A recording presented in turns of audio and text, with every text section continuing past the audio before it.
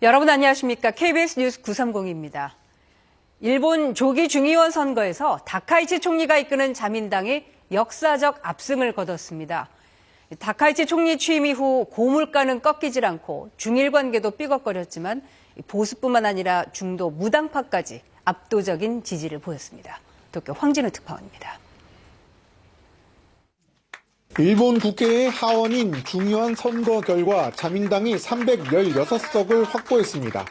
해산 전 198석에서 의석을 크게 늘렸을 뿐 아니라 사상 처음으로 자민당 단독으로 3분의 2 이상 의석수를 차지했습니다.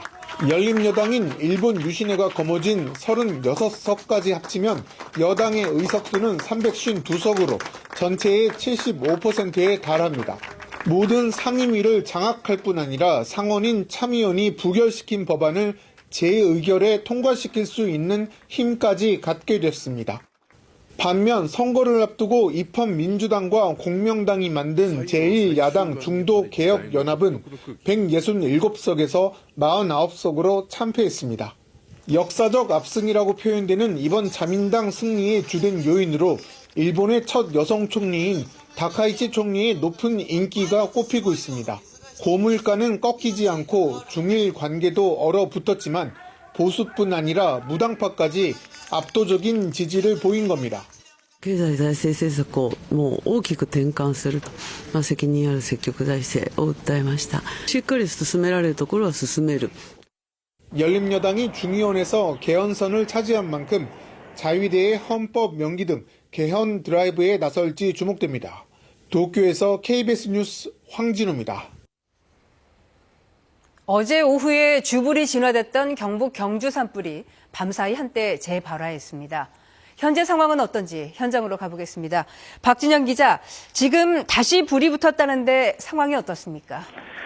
네, 그제 경북 경주 문무대양면에 발생했던 산불은 이틀 동안 진화 작업 끝에 어제 오후 6시 주불이 잡혔습니다. 그러나 초속 5m의 강한 바람이 이어지며 2시간 만에 산불이 재발화했는데요. 이 때문에 산림청과 소방이 산불 신속 대응팀을 투입했고요. 어젯밤 11시쯤 다시 불길을 잡았습니다. 날이 밝아지면서 산림청이 산불 진화 헬기 17대를 투입해 잔불을 정리하고 있습니다. 인력과 장비도 투입해 완전 진화에 나설 계획입니다. 인근 마을 주민 60여 명은 마을 회관과 경로당에 대피해 다행히 인명피해는 없습니다.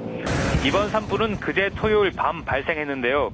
건조한 대기와 강한 바람 탓에 불이 계속 번지면서 두 차례 국가 소방동원령이 발령됐었습니다. 산림당국은 이틀 동안 헬기 45대와 차량 130대를 투입해 불을 잡는 데 성공했습니다. 이번 산불 영향 구역은 54헥타르, 축구장 76개 면적에 달하는 것으로 파악되고 있습니다. 경주시는 불이 나기 전 송전탑에서 펑 소리가 났었다는 주민 진술을 받았는데요. 이 때문에 건조한 날씨 속에 정기적 요인으로 불이 났을 가능성이 제기되고 있습니다. 실제 경주 지역은 지난해 12월 이후 한 달 넘게 건조특보가 이어지고 있습니다.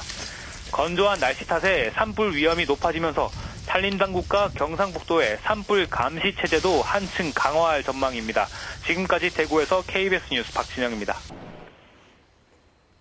부산에서도 어젯밤 산불이 발생해 약 5시간 만에 간신히 불길이 잡혔습니다. 산 아래에 아파트가 밀집해 있어서 주민들의 신고가 빗발쳤습니다. 보도에 장성길 기자입니다. 산정상 부근에서 벌겋게 불길이 타오르고 주변은 매캐한 연기로 뒤덮여 있습니다. 어젯밤 10시쯤 부산 동래구 세미산 금정봉 부근으로 추정되는 지점에서 불이 났습니다. 불이 나자 소방본부와 산림청, 지자체는 진화 차량 50여 대와 인력 900여 명을 투입해 진화 작업에 나섰습니다. 건조한 날씨 속에 바람을 타고 산불이 빠르게 확산되면서 소방당국은 한때 대응 2단계로 격상하기도 했습니다. 5부 6분 능선 양쪽으로 갈라쳐가지고 그 오른쪽은 동래구청과 그 산림청 진화대에서 끄고 있고 왼쪽으로는 저희 소방대에서 지금 최대한 진압을 하고 있는 상태입니다. 불이 난 곳은 산 아래 아파트 등 민가가 밀집한 지역입니다. 연기가 급속도로 퍼지면서 산불 피해를 우려한 주민들의 신고가 수백 건 접수되기도 했습니다. 진구에서 발화가 됐는데도 불구하고 그 신고는 동래구에 신고가 됐어요. 왜냐면 냄새가 이쪽으로 많이 나가지고. 5시간에 가까운 진화 작업 끝에 오늘 새벽 3시쯤 큰 불길은 잡혔습니다. 산림청과 소방당국 등은 오전부터 헬기를 투입해 잔불 정리를 진행하고 있으며 진화가 끝나는 대로 화재 원인 조사 등을 이어나갈 방침입니다. KBS 뉴스 장성길입니다. 폭설로 한때 활주로 운영이 중단됐던 제주공항의 항공기 운항이 재개됐습니다. 한국공항공사 등에 따르면 제주공항에서는 오늘 오전 6시 16분부터 항공기 운항이 순차적으로 정상화되면서 국내선과 국제선 등 모두 481편이 운항할 예정입니다. 이에 따라 제주에 발이 묶였던 승객 등 오늘 하루 8만 1천여 명이 제주공항을 이용할 것으로 보입니다. 앞서 제주에서는 강한 눈보라 등으로 활주로 운영이 중단되면서 항공기 176편이 결항했고 연결 항공편 지연 등으로 267편이 지연 운항했습니다. 어제 열린 고위당정협의회에서 정부와 청와대가 여당을 향해 법안 처리에 속도를 내줄 것을 요구했습니다. 당정은 대형마트의 새벽 배송 허용과 부동산 감독원 설치를 추진하는 등 민생법안 처리 방향을 구체화했습니다. 이희연 기자입니다. 올해 첫 고위당정협의회. 김민석 국무총리와 강훈식 대통령 비서실장은 대통령의 국정 운영을 뒷받침하기 위해 더 적극적으로 움직여야 한다며 국회에 입법 속도전을 주문했습니다. 정부의 기본정책 입법조차 제때 진행되지 못해 안타깝습니다. 당도, 정부도 더 적극적으로 움직여야 하겠습니다. 좋은 정책을 준비해도 법적 토대가 마련되지 않으면 실행에 옮길 수 없습니다. 실질적인 성과는 결국 입법에서 완성됩니다. 정청래 대표는 당정청 원팀을 내세우며 결속의 방점을 찍었습니다.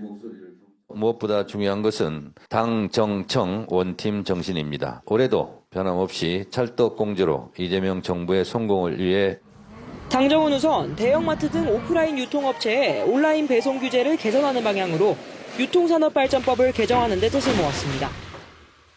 온 오프라인 규제 불균형을 해소하여 공정한 경쟁 환경을 조성해야 한다는 데 의견을 모았습니다.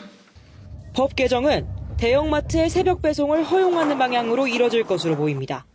동시에 당정은 배송 노동자의 건강권 보호와 전통시장, 골목상권 상생을 위한 대책도 함께 마련하기로 했습니다. 또 국무조정실 산하에 부동산 거래의 불법 행위를 감독하는 부동산 감독원을 조속히 설치하기로 했습니다. 아울러 국회 특별위원회로 넘어간 대미투자특별법 처리에 속도를 내기로 하고 3월 초 여야 합의로 법안 통과를 이루겠다는 목표를 밝혔습니다. KBS 뉴스 이희연입니다. 국회가 오늘부터 사흘간 국정 전반에 대해 대정부 질문을 진행합니다.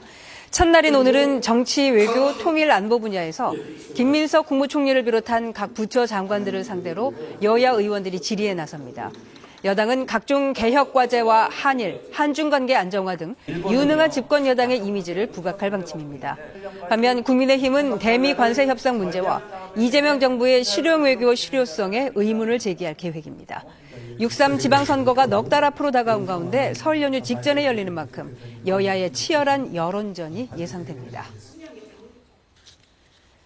매관매직 의혹을 받고 있는 김상민 전 부장검사와 또 김건희 여사 집사로 알려진 김혜성 씨에 대한 1심 선고가 오늘 나옵니다. 법원이 최근 김건희 특검이 기소한 일부 사건에 대해 공소 기각 판결을 내린 만큼 어떤 판단이 나올지 관심이 모아집니다. 김영훈 기자입니다. 김건희 여사 매간매직 의혹과 집사 의혹의 핵심 당사자 김상민 전 부장검사와 김혜성 씨에 대한 1심 선고가 나옵니다. 서울중앙지법 형사합의 21부와 형사합의 26부는 오늘 정치자금법 위반 등 혐의를 받는 김 전 부장검사와 특정경제범죄 가중처벌법상 횡령 혐의를 받는 김 씨에 대한 1심 선고 공판을 진행합니다. 김 전 검사는 1억 4천만 원 상당의 이완 하백 그림을 김 여사 측에 전달하면서 2024년 총선 공천 등을 청탁한 혐의를 받고 있습니다.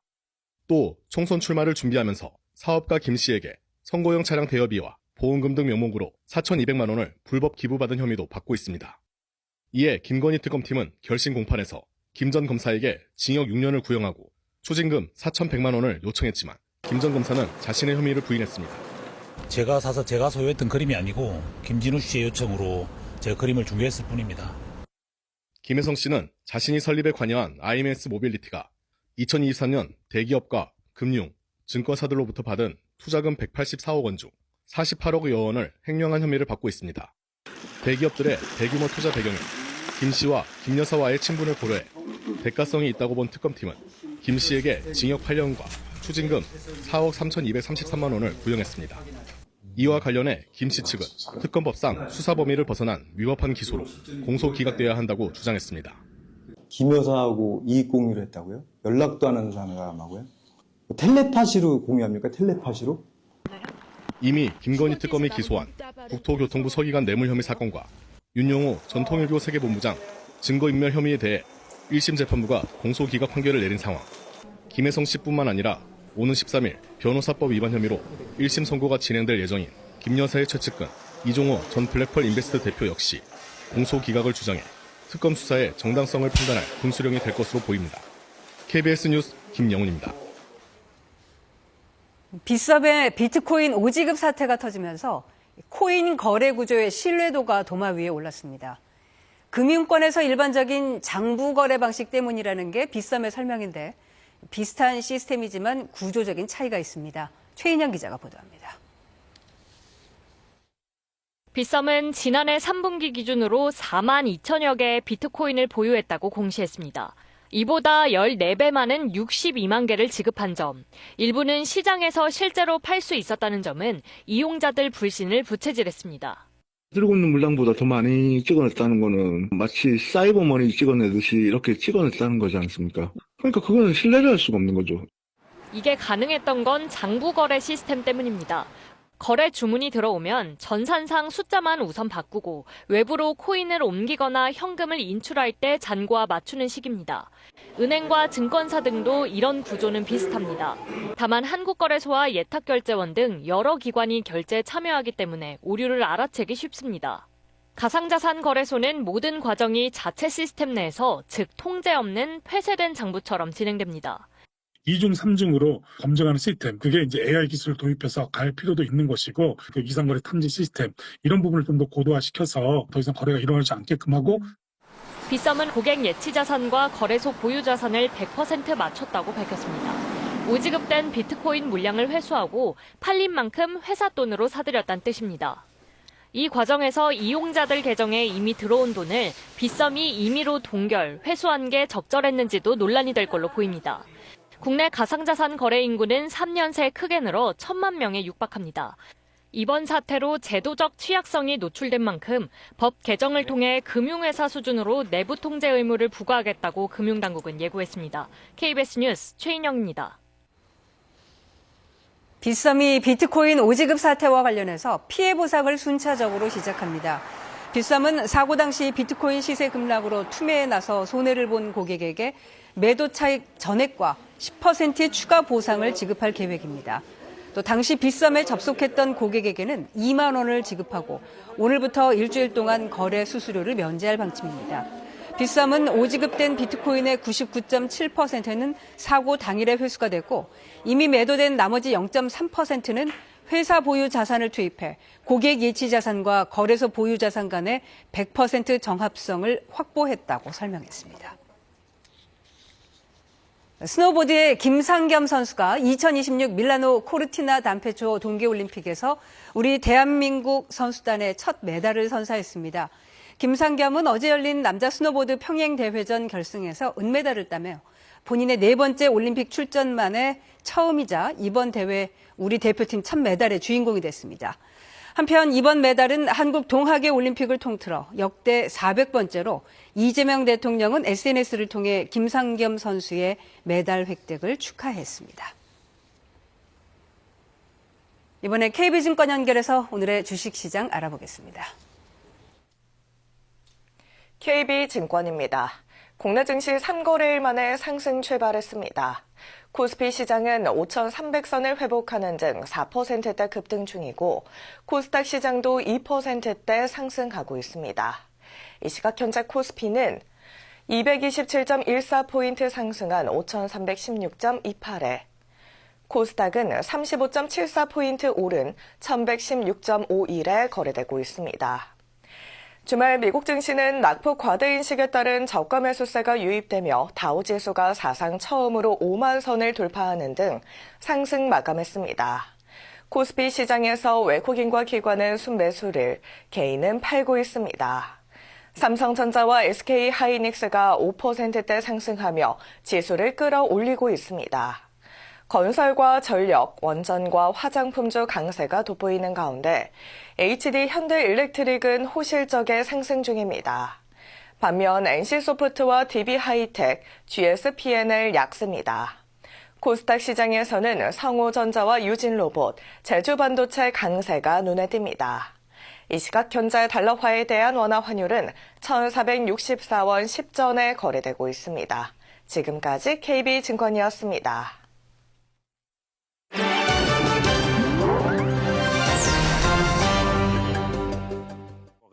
러시아의 침공과 한파 속에서도 우크라이나 주민들은 얼음 낚시를 즐기며 그나마 전쟁의 시름을 잊고 있습니다.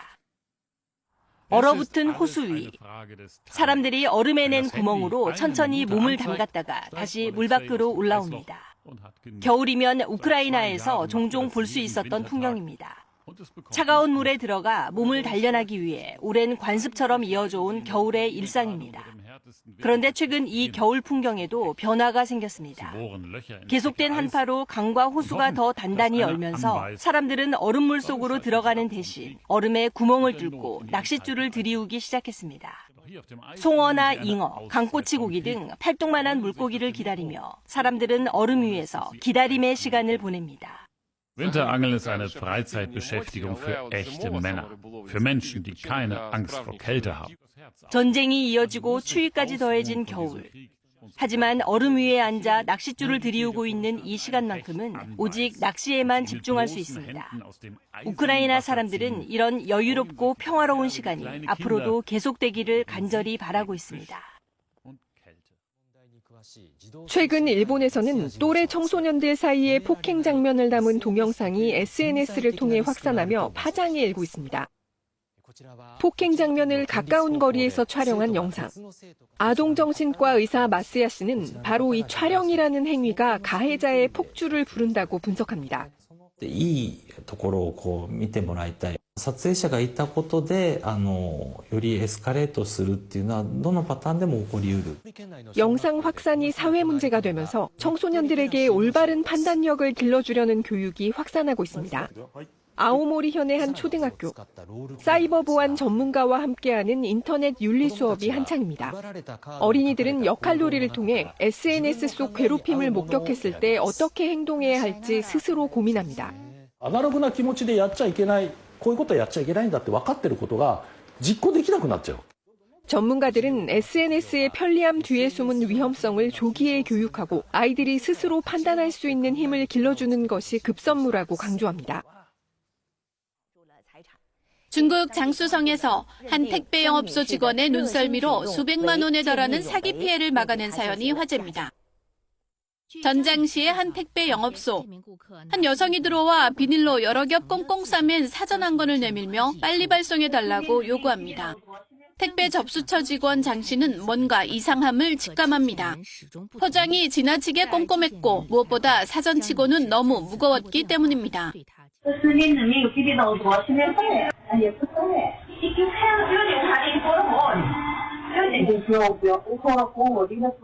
여성이 돌아간 뒤에도 의심을 거둘 수 없었던 장 씨는 곧바로 경찰에 신고한 뒤 여성에게 전화를 걸어 다시 설득에 나섰습니다. 장 씨의 끈질긴 요청에 택배 영업소로 돌아온 여성은 경찰의 설득에 택배를 열었는데요.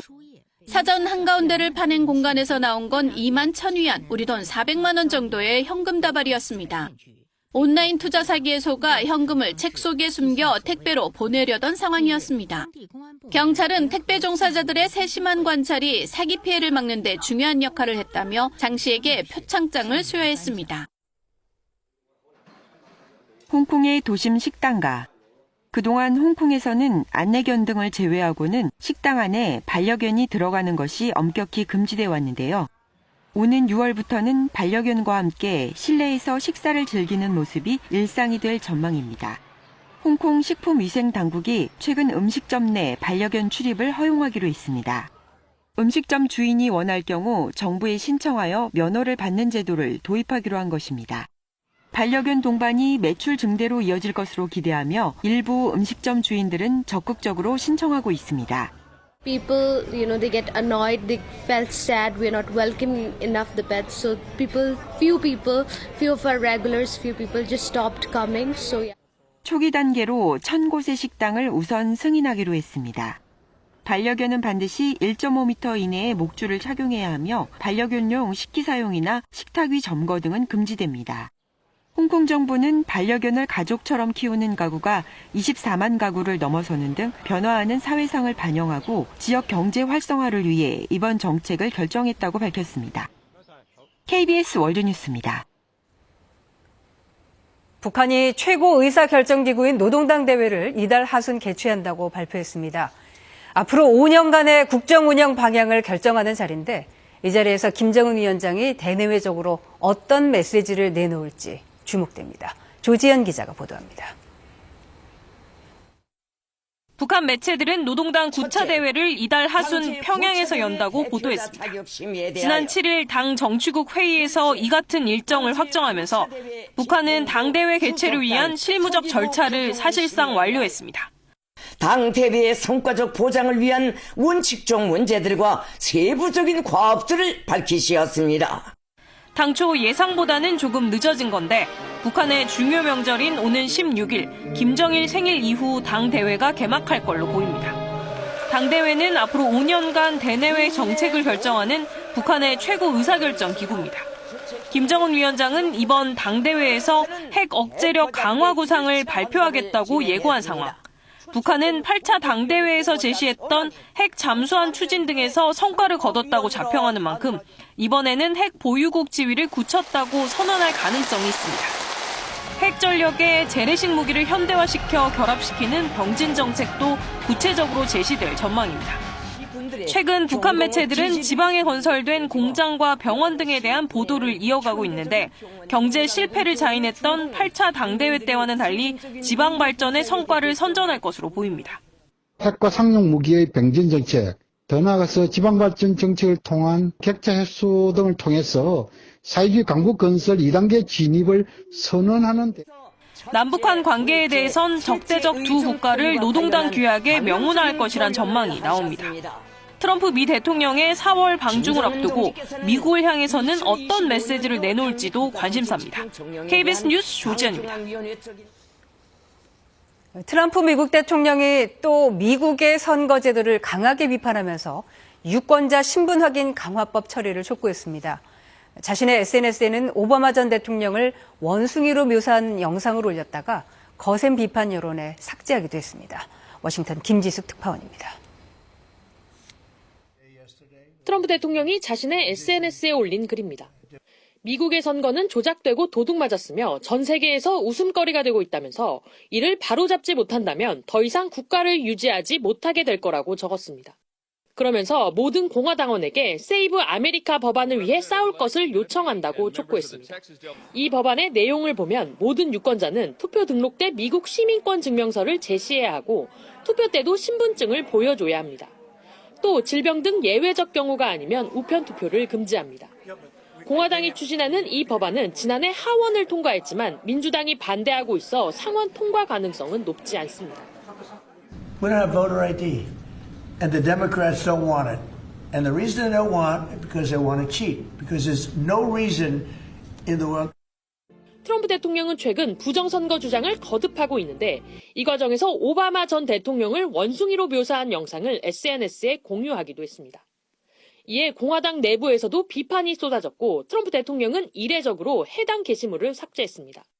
다만 백악관 직원의 실수이고 자신은 영상의 앞부분만 봤다며 사과를 거부했습니다. I didn't see the whole thing. I guess during the end of it, there was some kind of a picture that people don't like. I wouldn't like it either, but I didn't see it. 중간 선거를 앞두고 트럼프 대통령의 지지율이 하락세를 보이는 가운데 이번 인종차별 게시물 논란은 지난 대선 당시 트럼프를 지지했던 비백인 유권자의 표심에 악영향을 줄 가능성이 크다는 전망이 나옵니다. 워싱턴에서 KBS 뉴스 김지숙입니다. 올해는 겸재 정선의 탄생 350주년입니다. 실제 우리나라의 풍경을 그려 진경산수화를 개척한 화성으로 불리는데요. 유홍준 국립박물관장이 새로 쓰는 화인열전 시리즈의 첫 편으로 겸재 정선을 소개합니다. 이수연 기자입니다.